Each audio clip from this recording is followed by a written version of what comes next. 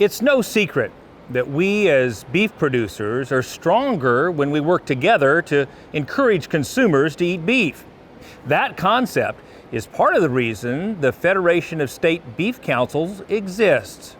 Today, we're going to take a closer look at the structure and role of NCBA's Federation Division, which serves as a contractor to the Beef Checkoff program.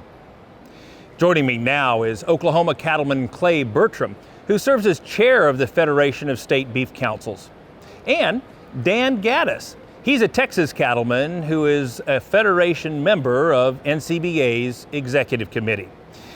Clay, let's start with you. Can you tell us just a little bit about the Federation and who makes up the Federation?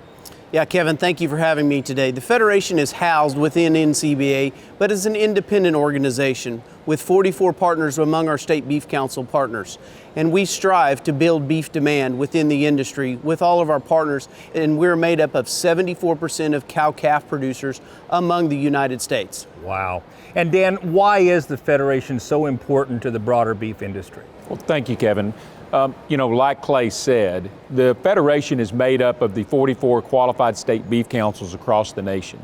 And really, the Federation is the voice of those state beef councils, and as a result, really the voice of our cattle producers across the nation in how those checkoff dollars get spent.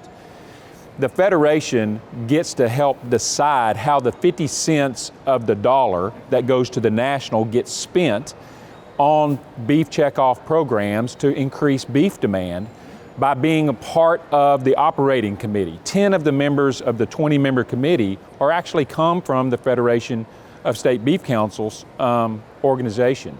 And so there's a big influence that cattle producers and ultimately state beef councils have in how those dollars get spent. In addition to that, the Federation of the Beef Councils looks at the other 50 cents that stays within the state. And those beef councils have an opportunity to potentially invest their dollars that could have stayed in the state for some national programs and to partner with the National Checkoff Program through the Federation, really driving beef demand nationally. And hopefully, that flows back to their communities. You bet. And one thing you mentioned, you talked about producer leaders. And I think one thing that sometimes is a misconception is the fact that this is really driven by volunteer producer leaders. Clay, tell us a little bit about how programs are selected for funding and then how you evaluate programs on the backside. Well, it really all starts here. We're here in Nashville at convention. This is where we're being filmed.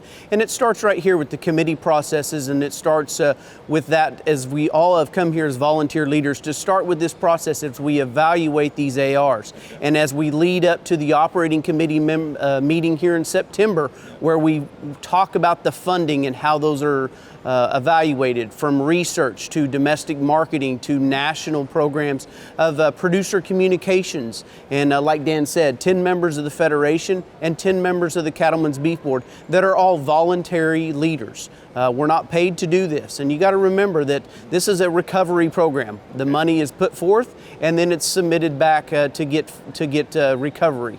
The way that these are funded. 74% of these are cow-calf producers, just like Dan and I in Texas and Oklahoma, to way that these are produced in recovery process to get this money put back. And tell us about the evaluation process then on the backside. So then we come back and we look at all of how these programs were evaluated, and we look to make sure that those producer dollars were spent wisely. If you don't remember anything I say today, remember that $1 invested returns $11.91 back to your pocket.